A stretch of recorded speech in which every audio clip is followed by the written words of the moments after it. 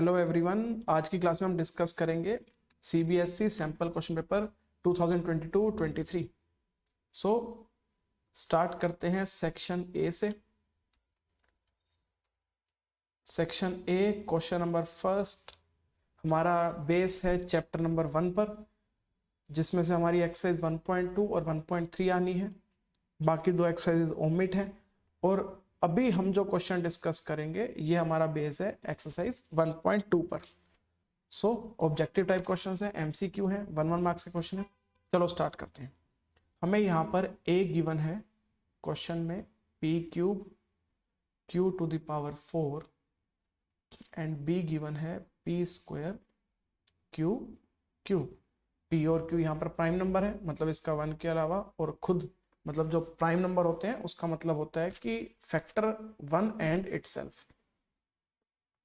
सो हमें यहाँ पर एचसीएफ गिवन है क्वेश्चन में ए और बी का, p to the power m q to the power n।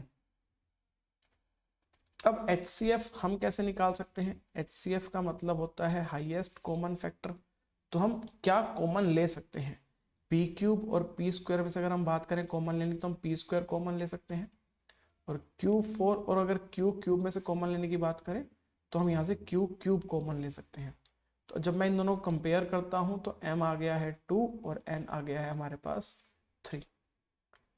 सो अगर हम अब एलसीएम निकालें ए और बी का, पहले तो हमें देखना है कि एलसीएम हमें गिवन क्या है क्वेश्चन में। हमें एलसीएम भी गिवन है p to the power r q to the power s। लेकिन अगर हम एलसीएम निकालें तो वो क्या आएगा ए और बी का? एलसीएम का मतलब लोएस्ट कॉमन मल्टीपल, एचसीएफ का मतलब हाईएस्ट कॉमन फैक्टर। अगर हमें एलसीएम निकालना है तो p क्यूब और p स्क्वायर का हाईएस्ट पावर p क्यूब आ जाएगा, q टू द पावर 4 और q to the power cube में हाईएस्ट पावर है q4 आ जाएगा। ठीक है, तो यहाँ से अगर कंपेयर करें दोनों एलसीएम को, जो एक क्वेश्चन हमें गिवन है और एक हमने निकाला है, तो R आ गया हमारे पास 3 और S आ गया हमारे पास 4। फर्दर हमारे पास ना एक और मेथड है एचसीएफ और एलसीएम निकालने का। इसके अलावा देखो मैं आपको वो भी समझा देता हूँ कि ऑल्टरनेट मेथड क्या है। जो आपको पसंद आए, जो आपको ठीक लगे, आप वैसे कर सकते हो। ए हमें गिवन है पी क्यूब। पी क्यूब का बेसिक सा मतलब होता है पी को 3 बार लिखना है। Q4 का मतलब है Q को 4 बार लिखना है। ठीक है जी। अब अगर हम बात करें बी की, तो बी हमें गिवन है पी स्क्वायर, मतलब पी को 2 बार लिखना है, एंड क्यू क्यूब का मतलब है क्यू को 3 बार लिखना है। राइट। अब अगर हमें यहाँ पर एचसीएफ निकालना है ए और बी का, तो हमें ये देखना होगा कॉमन क्या है दोनों में। हाईएस्ट कॉमन मतलब कॉमन देखना है हमें क्या है। तो पी 2 बार आ गया तो पी स्क्वायर आ जाएगा, क्यू 3 बार आ गया तो इसका मतलब क्यू क्यूब आ जाएगा। तो एचसीएफ आ जाएगा पी स्क्वायर क्यू क्यूब। अगर हम बात करें एलसीएम की, तो यहाँ पर पी स्क्वायर क्यू क्यूब तो है ही सही, इसके अलावा जो बचेगा वो सब लिखना है। तो एक पी है और एक क्यू है, तो पी और क्यू। तो यहाँ पर एलसीएम आ गया पी क्यूब Q4। आप ऑब्जर्व कर सकते हो दोनों आंसर हमारे मैच करके, मतलब दोनों ही मेथड ठीक है। फर्दर मूव ऑन करते हैं क्वेश्चन पर। हमें निकालना है m plus N R plus S. So क्या करेंगे यहाँ पर? m प्लस एन मतलब 2 प्लस 3, r प्लस एस मतलब 3 प्लस 4। तो यहाँ पे आंसर आ जाएगा 5 इंटू 7 गिव्स द रिजल्ट 35। ठीक है, तो ये फर्स्ट क्वेश्चन आंसर है और ऑप्शन नंबर आ जाएगा हमारे पास सी। ठीक है, तो चलो अब सेकंड क्वेश्चन की तरफ मूव ऑन करते हैं, इसको रब करते हुए सेकंड क्वेश्चन रीड करते हैं। सेकंड क्वेश्चन हमारा चैप्टर नंबर 2 से है। Let P be a prime number. Prime number सुनते ही माइंड में आ जाता है कि एक तो p फैक्टर है और एक 1 फैक्टर है, इसके अलावा कोई दो और फैक्टर नहीं है, मतलब यही दो फैक्टर है, एक p और एक 1। Quadratic equation having its roots as factor of p। Roots जो होने चाहिए, मतलब जो जीरोस होने चाहिए, वो क्या होने चाहिए हमारे पास? p के फैक्टर होने चाहिए। तो देखो p के 2 ही फैक्टर हैं और हमें भी 2 ही फैक्टर चाहिए होते हैं जब हम क्वाड्रेटिक इक्वेशन को जनरेट करते हैं। क्यों? क्योंकि क्वाड्रेटिक इक्वेशन को जनरेट करने का फॉर्मूला है x square minus sum of zeros into x, या सम ऑफ रूट्स कह लो, प्लस प्रोडक्ट ऑफ जीरोस। अब हमें क्वाड्रेटिक इक्वेशन जनरेट करनी है तो इज इक्वल टू 0 रखा। ठीक है, अब कुछ कुछ इसको अल्फा और बीटा से भी रिप्रेजेंट करते हैं, मतलब X square minus alpha plus beta into X plus alpha beta is equal to 0, वहां पर हम वैल्यू पुट कर लेते हैं। सो सम ऑफ जीरोस मतलब एक हमें दे रखा है, चलो मैं इसको साथ साथ लिख भी देता हूँ, X square minus alpha plus beta into X plus alpha beta is equal to 0। अब यहाँ पर हमें क्वाड्रेटिक इक्वेशन, देखो क्वेश्चन दे रखे हैं, having its roots as factors of P, P के फैक्टर होने चाहिए और पी है एक प्राइम नंबर, तो प्राइम नंबर के फैक्टर क्या होंगे, एक तो नंबर इटसेल्फ और दूसरा 1, वो आप अल्फा को 1 ले लो या बीटा को पी ले लो, that doesn't matter. So X square minus alpha plus beta मतलब P plus 1 into X plus P into 1 P ही आ जाएगा, तो ये क्वाड्रेटिक इक्वेशन आ जाएगी।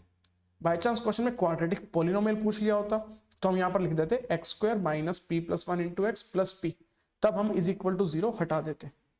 ठीक है, तो यहां से ऑप्शन नंबर बनता है हमारे पास इसका बी।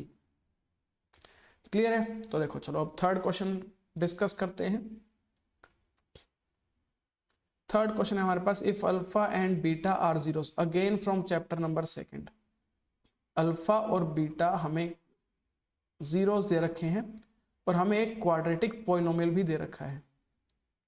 सो क्वाड्रेटिक पॉलिनोमियल क्या है हमारे पास, अब क्वाड्रेटिक पॉलिनोमियल है P x square minus 2x plus 3p, और यहाँ पर हमें क्वेश्चन में गिवन है कि अगर अल्फा और बीटा जीरोस हैं तो अल्फा प्लस बीटा जो है वो अल्फा बीटा के इक्वल है।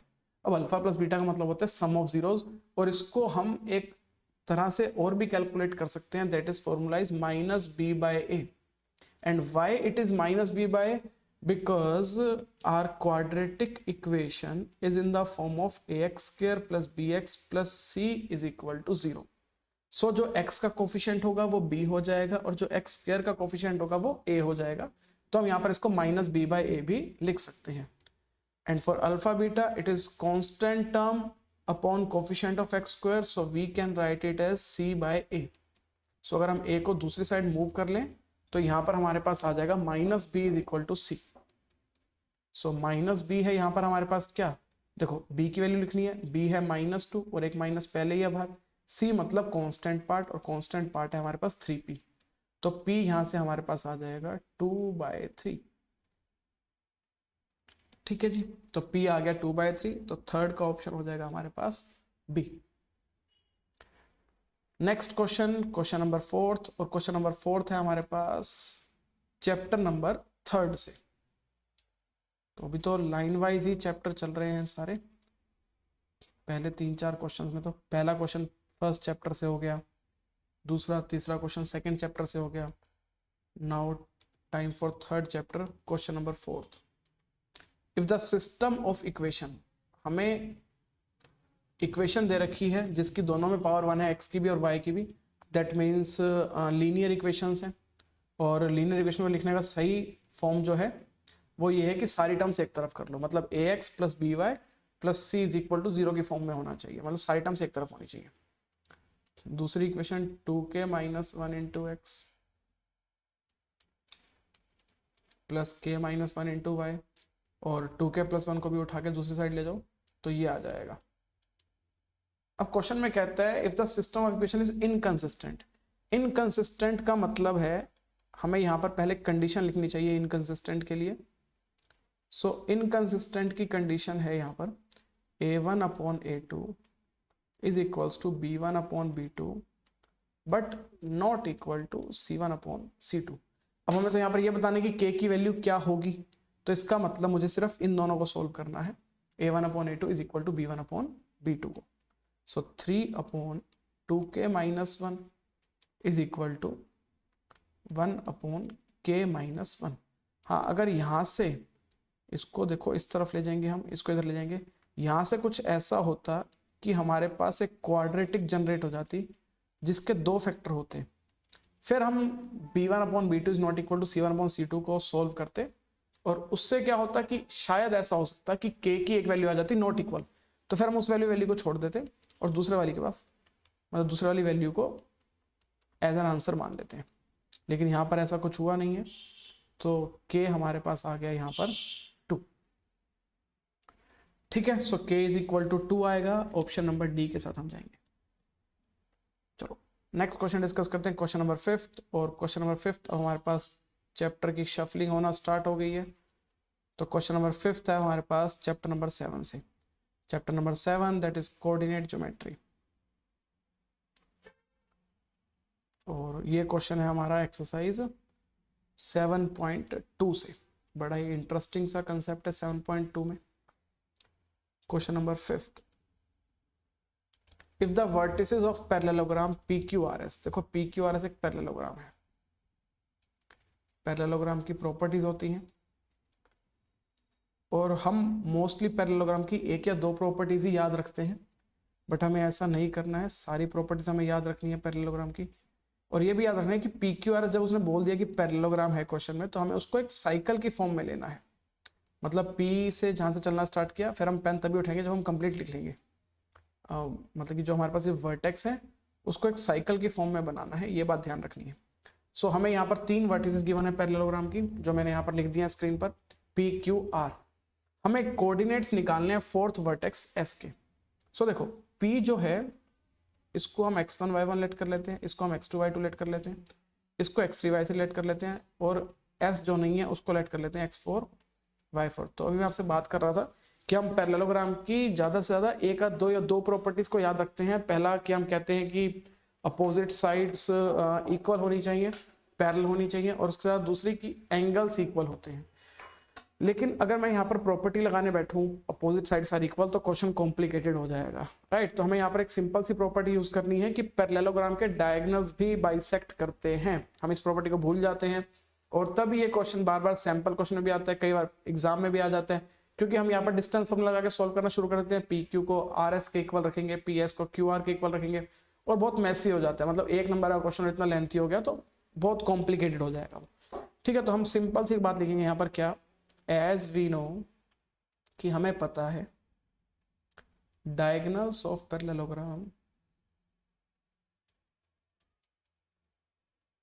बाइसेक्ट ईच अदर, कि पैरेललोग्राम के जो डायगोनल्स हैं वो एक दूसरे को क्या करते हैं, बाइसेक्ट करते हैं।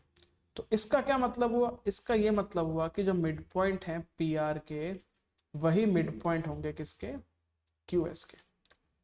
ठीक है, PR के मिड पॉइंट कैसे निकलेंगे, 3 प्लस -3/2।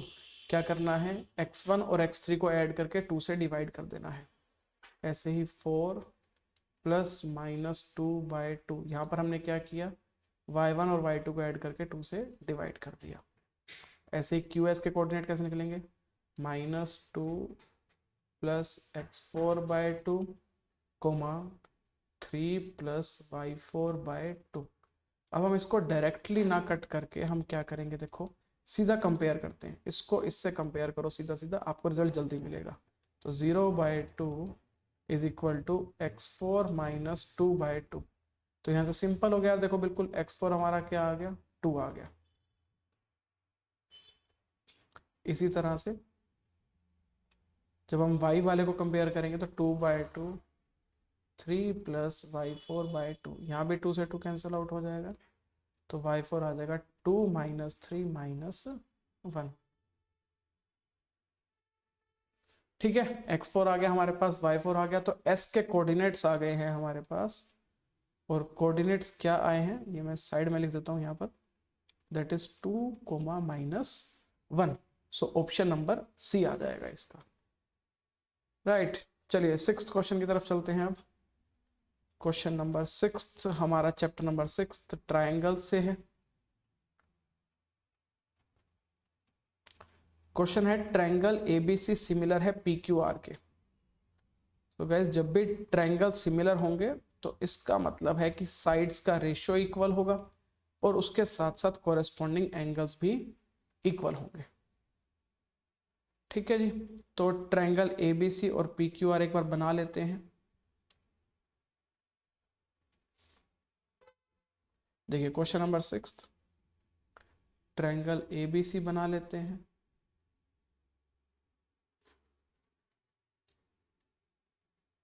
और उसके साथ साथ ट्रायंगल PQR बना लेते हैं। ये ABC ट्रायंगल बन गया। और ये ट्रायंगल पी क्यू आर बन गया।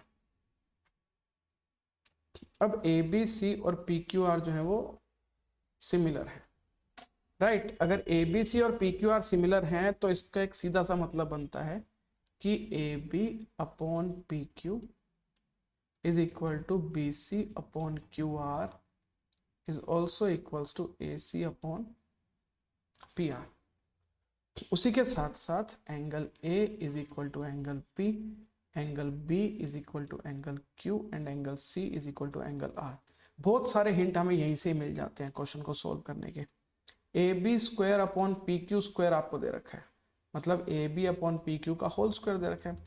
4:9 दे रखा है, उसको हम 2:3 का होल स्क्वायर लिख लेते हैं। तो इसका मतलब है कि भाई A B upon P Q आ गया हमारे पास, या A B ratio P Q आ गया 2:3। हमें ए एम और पी एन का रेशो निकालना है, कब? जब ए एम परपेंडिकुलर है। एल्टीट्यूड क्या रखा है? एल्टीट्यूड का मतलब होता है परपेंडिकुलर है। ए एम परपेंडिकुलर है, उसके साथ साथ पी एन भी परपेंडिकुलर है। ठीक है जी। तो क्या करेंगे, देखो ए एम और पी एन का रेशियो निकालना है। Triangle A B C similar है ट्रायंगल पी क्यू आर के, तो हम यहाँ पर छोटे ट्रायंगल ले लेते हैं। ट्रायंगल ले लेते हैं A B M and triangle P Q N. तो इससे क्या होगा, ए बी एम और पी क्यू एन से देखो एंगल ए एम बी जो है इक्वल है एंगल पी एन क्यू के। रीजन क्या है कि दोनों ही एंगल हमारे पास 90 डिग्री के हैं।